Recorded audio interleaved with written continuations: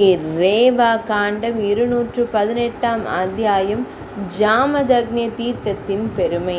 ஸ்ரீ மார்க்கண்டேய முனிவர் கூறினார். அதன் பின்னர் பூமியின் தலைவனை ஜனார்த்தனான பகவான் ஸ்ரீ மகாவிஷ்ணு சித்தி அடைந்த இடமான ஜமதக்னி தீர்த்தம் என்று புகழ்பெற்ற மிகச்சிறந்த தீர்த்தத்திற்கு ஒருவன் செல்ல வேண்டும். யுதிஷ்டிர மன்னர் கூறினார். சிறந்த பிராமணரை பிரபஞ்சத்தின் குருவான வாசுதேவன் எவ்வாறு சித்தி அடைந்தார்? அனைத்து உலகங்களின் நலனை கருதி மனித உருவை ஏற்று அவர் அவ்வாறு செய்தாரா? சக்கராயுதம் ஏந்திய தேவர்களின் தலைவனின் முழு வரலாற்றையும் நான் முழுமையாக செவிமடுக்க விரும்புகிறேன். பாவமற்றவரே, அதை தாம் எனக்கு விவரிக்க வேண்டும். ஸ்ரீ மார்க்கண்டேய முனிவர் கூறினார். மன்னர் பெருமானே, முன்பு ஹைஹய குலத்தில் ஒரு சிறந்த அரசர் இருந்தார். அவர் கார்த்தவீரியன் என்று அழைக்கப்பட்டார். 1000 கரங்களை கொண்ட மன்னர் அவர். யானைகள், குதிரைகள் மற்றும் தேர்கள் ஆகியவற்றால் அவர் பெருமளவில் சூழப்பட்டிருந்தார். ஆயுதம் ஏந்திய அனைத்து வீரர்களிலும் அவரே மிகச் சிறந்தவராக திகழ்ந்தார். வேத கலைகளிலும் அவர் வல்லவராக இருந்தார். அனைத்து உயிரினங்களுக்கும் அவர் அச்சமின்மையை, அபயத்தை அளித்தார். மாகிஷ்மதி நகரத்தின் தலைவராக அவர் இருந்தார். அக்ஷோகினி பெரும் படை ஒன்றின் உரிமையாளராகவும் புகழ்பெற்ற மன்னராகவும் அவர் விளங்கினார். ஒருமுறை அந்த வலிமைமிக்க மன்னர் மான் வேட்டையாட சென்றார். பல தினங்களுக்கு பின்னர் அவர் சிறந்த பிருகுகச்ச எனும் இடத்தை சென்றடைந்தார். அங்கு மிகுந்த தேஜஸ் ஒளி கொண்ட முனிவரான ஜமதக்னி முனிவர் தங்கியிருந்தார். புகழ்பெற்ற அந்த முனிவர் தேவி ரேணுகையுடன் இருந்தார். அவர் அனைத்து உயிரினங்களுக்கும் அச்சமின்மையை அளிப்பவராக திகழ்ந்தார். நாராயணனே அவரது மகனாக ராமன் என்ற பெயரில் அவதரித்திருந்தார். அவர் ராமர் பிரம்மத்தை அறிந்தவராகவும் சிறந்த பிராமணராகவும் இருந்த போதிலும் ஒரு சத்திரியனுக்குரிய அனைத்து பண்புகளையும் கொண்டிருந்தார். உண்மையான பக்தியுடன் அவர் தனது பெற்றோரை மகிழ்வித்தார். மிகுந்த தேஜஸ் கொண்ட ஜமதக்னி மான் வேட்டையாட வந்திருந்த அர்ஜுனனை சந்தித்து அவரை தனது விருந்தினராக வரவேற்றார். சரியென்று ஒப்புக்கொண்டு அரசன் தன் பரிவாரங்கள், படை மற்றும் வாகனங்களுடன் அந்த புண்ணியமிக்க ஆசிரமத்திற்குள் சென்றான். அந்த உன்னத முனிவரின் ஆசிரமம் உடனடியாக சிறந்த வசதிகளுடன் கூடியதாகவும் பெரும் மகிமை வாய்ந்ததாகவும் மாறியது. இந்த வியக்கத்தக்க மாற்றத்தை கண்ட அரசன் உள்ளே நுழைந்தான். அவனுக்கும் அவனது பரிவாரங்கள் மற்றும் படைக்கும் உடனடியாக உபசரிப்பு, உணவு அளிக்கப்பட்டது. இயல்பாகவே அந்த கார்த்தவீரியன் அந்த மாற்றத்திற்கான காரணத்தை கேட்டான். காமதேனுவின் சக்தியே அதற்கு காரணம் என்பதை அறிந்த பின்னர் அவன் அந்த பிராமணரிடம் இவ்வாறு கூறினான். பிராமணரே, பல வண்ணங்களை கொண்ட இந்த சிறந்த பசுவை எனக்கு தானமாக தாருங்கள். அதற்கு பதிலாக நான் தமக்கு 100, 1,00,000 அல்லது பல கோடி அலங்கரிக்கப்பட்ட பசுக்களை தருகிறேன். ஜமதக்னி முனிவர் கூறினார். 10,000, 1,00,000 அல்லது கோடிக்கணக்கான பிற பசுக்களை கொடுத்தாலும் அந்த சிறந்த காமதேனுவை நான் விட்டு கொடுக்க மாட்டேன். தாம் செல்லலாம். பரத குலத்தில் தோன்றியவரே, அந்த பிராமணர் அவ்வாறு கூறியதும் அந்த சிறந்த அரசன் விழிகள் சிவக்க இவ்வாறு கூறினான். இழிந்த பிராமணரே, என்னிடமே இத்தகைய பிடிவாதத்தை காட்டுகின்றீரா? எனவே தாம் கண்டுகொண்டிருக்கும் போதே தமது இல்லத்தில் உள்ள அந்த தெய்வீக பசுவை நான் எடுத்துச் செல்வேன். பிராமணர் கூறினார். மிகவும் சினமுற்ற ஒரு பெரிய அரவத்துடன் விளையாட யார் துணிவார்கள்? என் பசுவை எடுத்துச் செல்ல துணிபவன் வழியிலேயே யமதேவனை சந்திப்பது உறுதி. இப்படி கூறிய பின்னர் சினமுற்ற ஜமதக்னி முனிவர் பிரம்ம தண்டத்தை, பிரம்மதேவரின் தண்டம் போன்ற ஒரு பெரிய தடியை கரத்தில் எடுத்துக்கொண்டு இவ்வாறு முழங்கினார். சத்திரிய குலத்தில் பிறந்த இழிந்தவனே, சத்திரியனுக்கே உரிய வலிமையோ அல்லது தேஜஸோ, அதாவது ஒளி வீசும் ஆற்றலோ யாருக்கு இருக்கிறதோ அவர் என்னுடைய பசுவினை உடனடியாக எடுத்துச் செல்லட்டும். அவரது உயிரும் அவரது பின் தொடர்பவர்களின் உயிரும் அழிந்து சிதைந்து போகட்டும். இந்த கடுமையான சொற்களை செவிமடுத்ததும் நூற்றுக்கணக்கானவர்களுடன் வந்திருந்த ஹைஹயன் அரசன் பாய்ந்து வந்தான். ஆனால் பிரம்ம தண்டத்தால் தாக்கப்பட்டதும் அவன் தரையில் விழுந்தான். அந்த பசு ஒரு முரட்டுத்தனமான ஹூம் என்ற ஒலியை எழுப்பியது. பல வண்ணங்களை கொண்ட அந்த பசுவின் நாசியிலிருந்து வாள்கள், பாச கயிறுகள் மற்றும் பிற ஆயுதங்களுடன் ஆயிரக்கணக்கானோர் வெளிப்படுவதை காண முடிந்தது.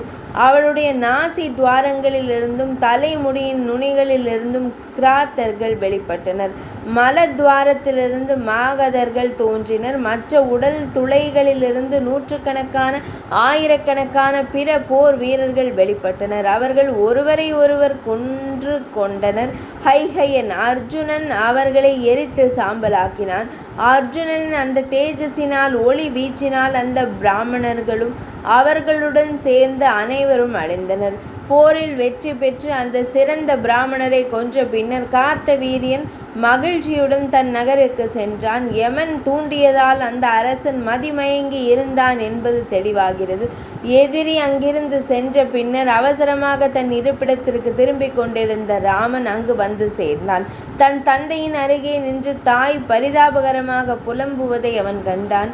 ராமன் கூறினான், தன்னையே அழித்து கொள்ளும் வகையிலான இந்த துணிகரமான செயலை செய்தது யார்?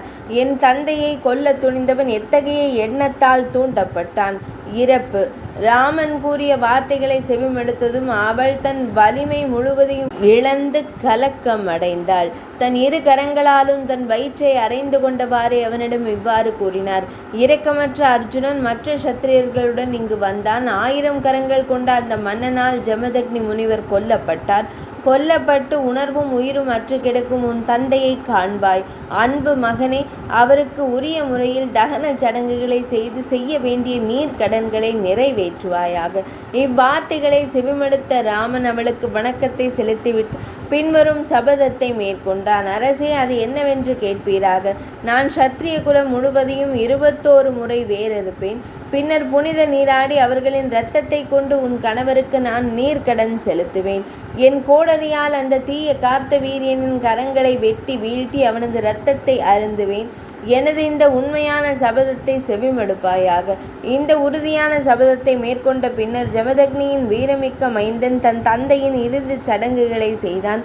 கடும் கோபத்துடன் ராமன் மாகிஷ்மதி நகருக்கு சென்று அந்த இழிந்த சத்திரியனின் கரங்களை வெட்டி வீழ்த்தி அவனை கொன்றான். பின்னர் சத்திரியர்களை அழிப்பதற்காக 7 கண்டங்கள், கடல்கள், மலைகள், காடுகள் மற்றும் பூங்காக்களை கொண்ட பூமி முழுவதையும் அவன் வலம் வந்தான். குரு தேசத்தில் உள்ள சமந்த பஞ்சகம் எனும் இடத்தில் கிழக்கு, மேற்கு, தெற்கு, வடக்கு ஆகிய 4 திசைகளிலும் மற்றும் மையத்திலும் 5 ஆழமான குழிகளை அவன் வெட்டினான். அவன் மிகுந்த கோபத்துடன் சத்திரியர்களின் இரத்தத்தால் நிரம்பிய சுழல் போன்ற அந்த குழிகளில் இரத்தத்தை கொண்டே தன் பித்ருக்களுக்கு முன்னோர்களுக்கு நீர்க்கடன் செலுத்தினான் என்று நாங்கள் செவிமடுத்திருக்கிறோம். அதன் பின்னர் ருச்சிகர் மற்றும் பிற பித்ருக்கள் அந்த சிறந்த பிராமணரை அணுகி அர்ஜுனனை மன்னித்து விடுமாறு அவரிடம் கூறினர். அதனால் அவன் அந்த இரத்த பழிவாங்கும் செயலை நிறுத்தினான். இரத்தத்தால் நிரம்பிய சுழல் போன்ற அந்த குழிகளை சுற்றியுள்ள பகுதி புண்ணியம் மிக்க சமந்த பஞ்சகம் என்று போற்றப்படுகிறது. பாண்டுவின் மைந்தனே, அந்த செயலை நிறைவடைய செய்த பின்னர் மிகுந்த அறநெறி கொண்ட ராமன் பித்ருக்களை முன்னோர்களை நோக்கி, நான் இந்த 5 குழிகளில் ஊற்றிய இரத்தம் ஒரு சிறந்த தீர்த்தமாக மாறட்டும் என்று கூறினார். அப்படியே ஆகட்டும் என்று கூறிவிட்டு அந்த பித்ருக்கள் அனைவரும் மறைந்தனர். யுதிஷ்டிர மன்னரே, இவ்வாறு தேவ மார்க்கம், தேவர்கள் செல்லும் வழி எனும் இடத்தில் ராமனின் தொடர்பை பார்வை மற்றும் ஸ்பரிசம் மூலம் பெறுவது மனிதர்களின் அனைத்து பாவங்களையும் போக்கக்கூடியதாகும். தேவி ரேணுகைக்கு உண்மையை உணர்த்துவதற்காக பித்ருக்கள் இன்றும் தேவர்களாக தேவ மார்க்கத்தில் வீற்றிருப்பதாக காணப்படுகின்றனர். அவர்கள் அனைத்து பாவங்களையும் அளிப்பவர்கள் ஆவர். மன்னரே, நர்மதை நதியும் கடலும் சங்கமிக்கும் இடத்தில் தீர்த்த விதிமுறைகளின்படி புனித நீராடுவதன் மூலம் மனிதர்கள் தங்கள் பாவங்களிலிருந்து விடுபடுகிறார்கள். குந்தியின் மைந்தனே, அந்த கடலை ஒரு குசப்புல்லின் நுனியால் கூட தொடக்கூடாது. சிறந்த மன்னரே, அங்கு நீராடும் போது பின்வரும் மந்திரத்தை உச்சரிக்க வேண்டும். பகவான் ஸ்ரீ மகாவிஷ்ணுவின் வடிவில் திகழும் நீரின் தலைவனே, உமக்கு வணக்கம். தேவர்களின் தலைவனே, உவர் நீர் கொண்ட இந்த கடலில் எழுந்தருளி இருப்பீராக. இதுவே ஸ்பர்சன மந்திரம், தொடுதலுக்கான மந்திரமாகும். பாண்டவனே, அக்னி என்பது பொறுமையுடனும் கருணையுடனும் உடலில் திகழும் ஒளி. அது உடலில் உள்ள வீரியம் ரேதஸ், அதுவே அமிர்தத்தின் உந்தி தொப்பு என்ற இந்த உண்மையான வாக்கியத்தை உச்சரித்து கொண்டு நதிகளின் தலைவனான கடலில் மூழ்கி நீராட வேண்டும். பின்னர் பக்தர் ஒருவர் 5 வகையான ரத்தினங்கள், பழங்கள், மலர்கள் மற்றும் பச்சரிசி ஆகியவற்றை கொண்டு அந்த கடலுக்கு அர்க்கியம் வழிபாட்டு நீர் அளிக்க வேண்டும். மன்னரே, அதற்கான மந்திரம் பின்வருமாறு: அமரர்களின் தலைவனே, தாமே அனைத்து ரத்தினங்களுக்கும் இருப்பிடும், தாமே அனைத்து ரத்னாகரங்களுக்கும் ரத்தினங்களை கொண்ட கடல்களுக்கும் உறைவிடும், எனது அர்க்கியத்தை ஏற்றுக்கொள்வீராக. தமக்கு வணக்கம். விடைபெறும் போது கூற வேண்டிய மந்திரம் பின்வருமாறு: மகா சமுத்திரமே, என் பிறப்பு முதல் நான் செய்த பாவங்களிலிருந்து என்னை விடுவிப்பாயாக.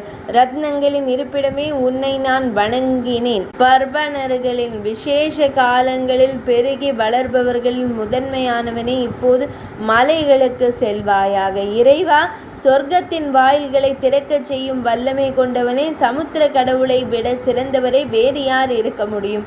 அங்கு அந்த சிறந்த மகா தீர்த்தம் சமுத்திரம் வரை பரவியிருந்தது. அங்கு ஜமதக்னியின் மகனான பரசுராமரால் அந்த இறைவன் பிரதிஷ்டை செய்யப்பட்டார். அங்கு தேவர்கள், கந்தர்வர்கள், முனிவர்கள், சித்தர்கள் மற்றும் சாரணர்கள் ஆகியோர் முக்கண்ணன் சிவபெருமான் மற்றும் சிறந்த முனிவரான ஜமதக்னி ஆகியோரை வழிபடுகின்றனர். அங்கு அன்னை ரேணுகா தேவியும் தரிசிக்கும் மனிதர்கள் தாங்கள் விரும்பும் காலம் வரை இன்பம் நிறைந்த சிவலோகத்தில் வசிக்கும் பேறு பெறுகின்றனர். அங்கு புனித நீராடி பித்ருக்களுக்கும் தேவர்களுக்கும் நீர்க்கடன் தர்ப்பணம் அளிக்கும் ஒரு மனிதன் தனது குடும்பத்தை சேர்ந்த 100க்கும் மேற்பட்ட தலைமுறையினரை பயங்கரமான நரகத்திலிருந்து விடுவிக்கிறான். அவர்கள் அங்கு புனித நீராடி தானம் வழங்கி புராண கதைகளை பக்தியுடன் செவிமடுக்க வேண்டும். 218ஆம் அத்தியாயம் இனிதே நிறைவடைந்தது.